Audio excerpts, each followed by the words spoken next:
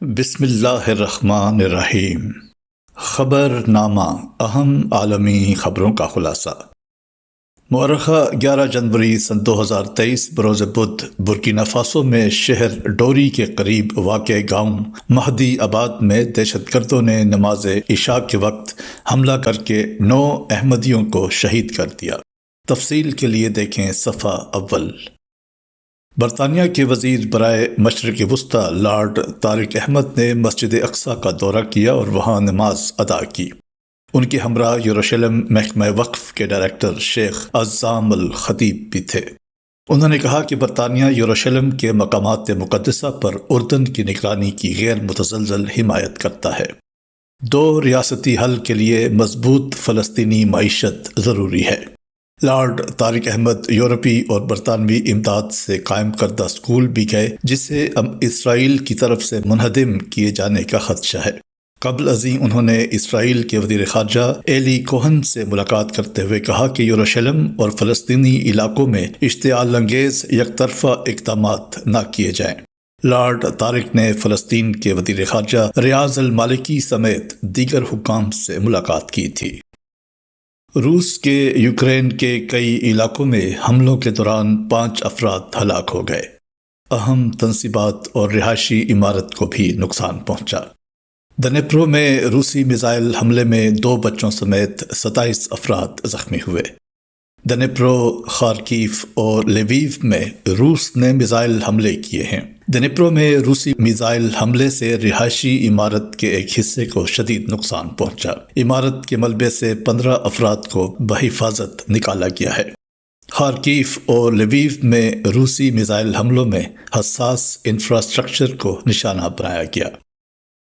امریکہ نے ترکی کو جدید F-16 لڑاکا طیاروں کی فروخت سویڈن اور فن لینڈ کی نیٹو میں شمولیت سے مشروط کر دی ہے۔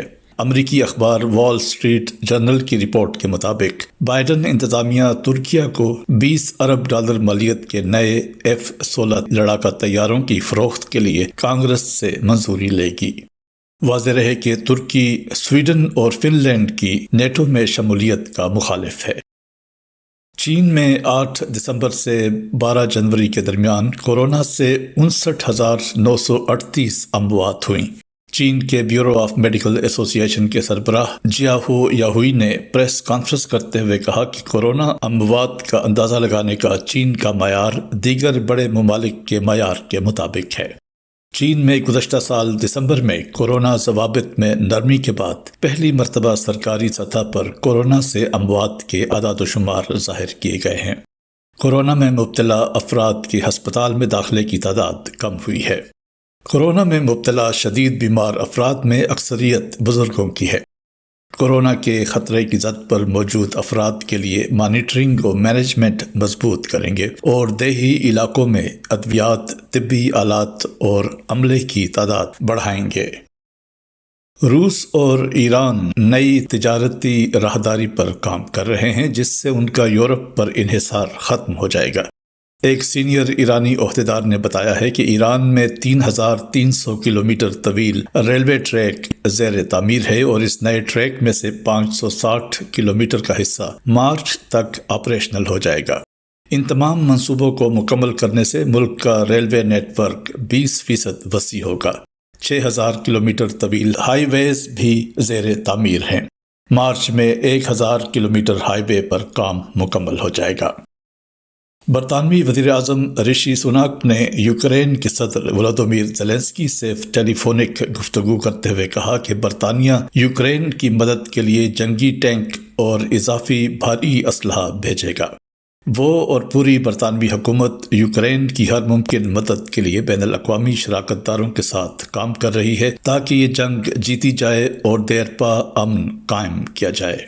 برطانوی وزیر اعظم کے ترجمان نے کہا کہ دونوں رہنماؤں نے یوکرین کے لیے عالمی عسکری اور سفارتی حمایت پر اتفاق کیا اور وزیر اعظم رشی سونک نے یوکرین کو چیلنجر 2 ٹینک اور بھاری اسلحہ و توپیں فراہم کرنے کے متعلق بات کی۔ ایران میں برطانوی شہریت رکھنے والے سابق نائب ایرانی وزیر دفاع علی رضا اکبری کو برطانیہ کے لیے جاسوسی کے الزام پر پھانسی دے دی گئی ہے۔ انہیں سن 2019 میں گرفتار کیا گیا تھا۔ ایرانی عدلیہ کے مطابق علی رضا اکبری کو بدعنوانی اور جاسوسی کے ذریعے ملک کی اندرونی اور بیرونی سلامتی کو نقصان پہنچانے کے جرم میں سزائے موت دی گئی۔ علی رضا اکبری پر جوہری سائنسدان محسن فخری زادے کے قتل میں کردار ادا کرنے کا الزام بھی عائد تھا۔ دوسری جانب برطانیہ نے علی رضا اکبری کی سزائے موت کو سیاسی محرک قرار دیتے ہوئے ان کی فوری رہائی کا مطالبہ کیا تھا۔ ایران میں برطانوی شہریت رکھنے والے سابق نائب ایرانی وزیر دفاع کو پھانسی دیے جانے کے بعد برطانوی وزیر اعظم رشی سونک نے اپنے بیان میں کہا ہے کہ علی رضا اکبری کی سزائے موت پر عمل درآمد پر صدمے میں ہوں۔ یہ پھانسی ظالمانہ اور بزدلانہ عمل تھا۔ وزیر خارجہ جیمز کلیورلی نے کہا کہ علی رضا اکبری کو سزائے موت دینے کی سخت ترین الفاظ میں مذمت کرتے ہیں۔ اسرائیل کی وزارت خزانہ نے کہا ہے کہ بھارت کے اڈانی گروپ کی قیادت میں ایک کنسورشیم نے اسرائیل میں حیفا بندرگاہ کی 1.15 ارب ڈالر میں خریداری مکمل کر لی ہے۔ حیفا بندرگاہ کی فروخت میں اسرائیل کو 5 سال لگے ہیں۔ اسرائیل اندرون ملک درآمدی قیمتوں میں کمی لانے اور اسرائیلی بندرگاہوں پر طویل انتظار کے اوقات کو کم کرنے کی کوششوں کے لیے سرکاری بندرگاہوں کو فروخت کر رہا ہے اور نئی نجی ڈاکس تعمیر کر رہا ہے۔ اسرائیل میں 99% سامان کی درآمد و برآمد سمندری راستے کے ذریعے ہوتی ہے اور تل ابیب کو اپنی اقتصادی ترقی کو برقرار رکھنے کے لیے بندرگاہوں کو اپ گریڈ کرنے کی ضرورت ہے۔ یہ تھا اہم عالمی خبروں کا خلاصہ مطبوعہ الفضل انٹرنیشنل منگل 17 جنوری 2023 صفحہ 24 طارق مرزا کی آواز میں۔